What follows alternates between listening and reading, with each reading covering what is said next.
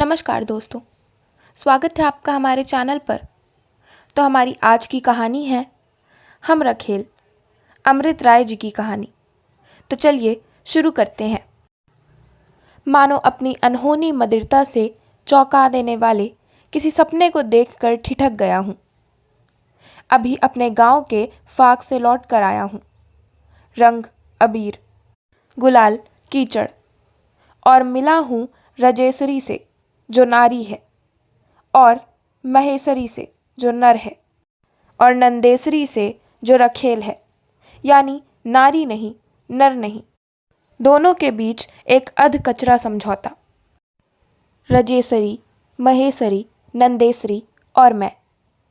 हमारे गांव का पुराना कायदा है कि कुछ खास त्योहारों पर आसपास के जिले तहसील के जो लोग आ सकते हैं आते हैं।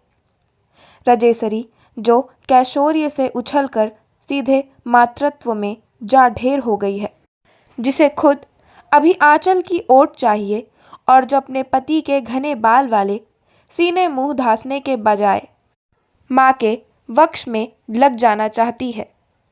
ऐसी रजेसरी 7 बरस उसकी शादी को हुए हैं। अब वह 21 की है, कुछ माह कम। महेसरी जो पेशकार होने की आकांक्षा के झूले में बचपन से अपने को झुलाता रहा है। अब तक पहले दुकड़हे चश्मे और सरकंडे की कलम से, अब तेल में चिपचिप जूते और चीकट कमीज से।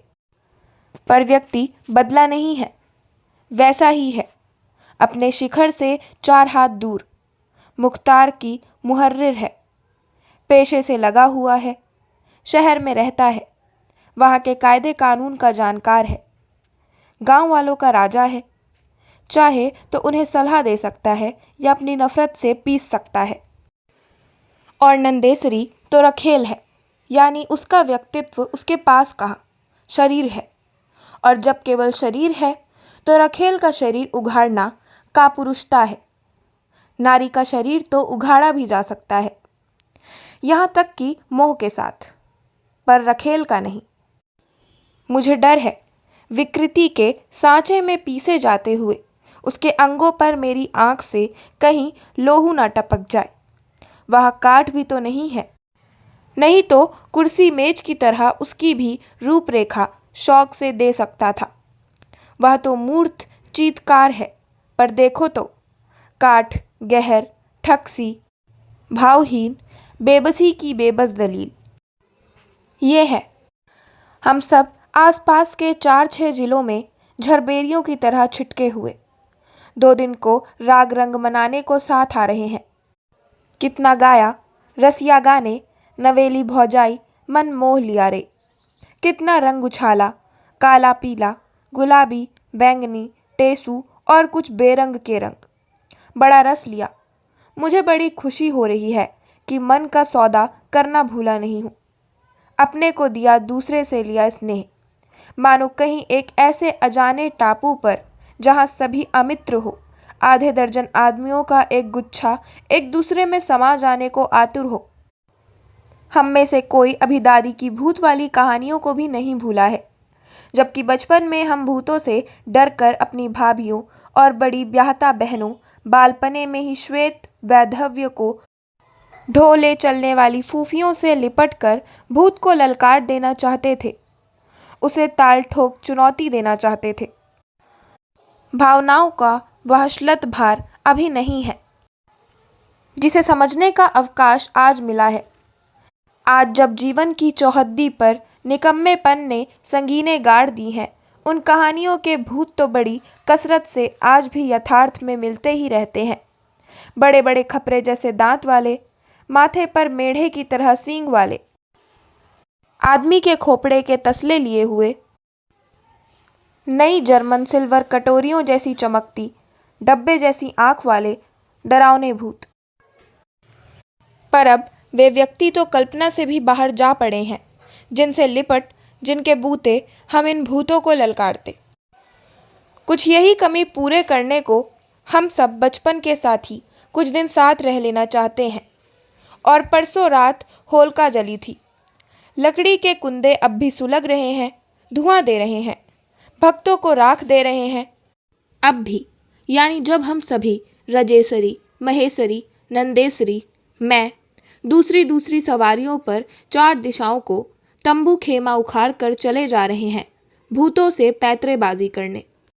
और नंदेसरी के लिए पालकी खड़ी है और 2 कहार जो बेशर्मी में सांव की कमी पूरी करते हैं। और नंदेसरी क्या कहे, उसके पास छिपाओ क्या, ओट कहाँ। अनमनी वह जो मुंह में जैसे राख लेकर पालकी में उठंग कर बैठ गई है। महेसरी भी चला गया है। रजेसरी अपने पति का इंतजार कर रही है। 1 साल बड़ी जल्दी से बीत गया है। मैं अब की काफ़ी जल्दी गांव पहुंच गया हूँ।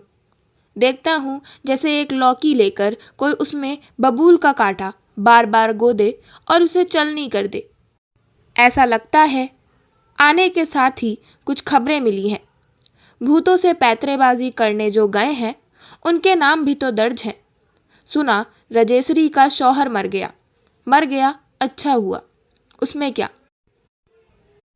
पर जिसने उसका मरना अखरे, इसका वह जन्म जुग्गी इंतजाम कर गया है। मरने के पहले ना जाने किस गोलमाल से उसके 2 बच्चे छीनकर उसकी ननंद की हिफाजत में रख दिए गए हैं और बांट बखरे में रजेसरी के हिस्से उसकी सबसे छोटी दूध पीती पियरिया पड़ी है। जायदाद का कोई हिस्सा भी वह रजेसरी के लिए नहीं छोड़ जा सका है, क्योंकि उसे शुबहा हो गया था कि रजेसरी और उसके देवर में कोई बात है। देखा वह चली आ रही है, सफ़ेद। पूछा रजेसरी, और शब्द मुंह में बन ही ना सके, ज़रूरत भी ना थी। सुना नंदेसरी को उसके मालिक ने ठोकर मारकर निकाल दिया है, क्योंकि उसे गर्भ रह गया। वह रखेल कैसी जो इसका इंतज़ाम भी ना कर सके। देखा नंदेसरी अपनी 3-4 माह की कमज़ोर लड़की लेकर चली आ रही है। कुछ बात तो करनी ही थी। उसके हाथ में पिटारी देख पूछा, क्यों नंदी, उसमें क्या है। नंदी ने लापरवाही से कहा, बिंदी टिकुली मिस्सी, खोला तो पीपल के गोदे।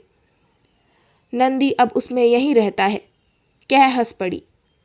व्यथा का एक समुंदर जैसे पछाड़ खाकर गिर पड़ा। और जब मैंने बताया कि मालिक से झगड़ पड़ने के लिए मैं नौकरी से बर्खास्त कर दिया गया हूँ, तो उसे बड़ा अचरज हुआ। राजनीति वाजनीति वह क्या जाने, पर उसे अचरज हुआ कि रखेल रखेल ही है, चाहे वह मुझ जैसा पढ़ा लिखा और मुझ जैसा मर्द ही क्यों ना हो। और हम एक दूसरे में संवेदना खोजने लगे थे कि नंदेसरी ने बात बदल महेसरी की बहबूदी की शुभचिंतना की, क्योंकि हम में से वही विकास के रास्ते पर चल सका है। हम में से मैं और रजेसरी और महेसरी और नंदेसरी, जो सब नर नहीं, मादा नहीं, मनु के वंशज नहीं, रखेल हैं। नंदेसरी की आंखें डबडबा आई थीं। तो इसी के साथ मैं अपनी आज की कहानी हम रखेल का समापन करती हूँ। आशा करती हूँ आपको हमारी आज की कहानी हम रखेल पसंद आई होगी। तो हमारे चैनल को सब्सक्राइब करें, वीडियो को लाइक करें और बेल आइकन दबाना ना भूलें। धन्यवाद।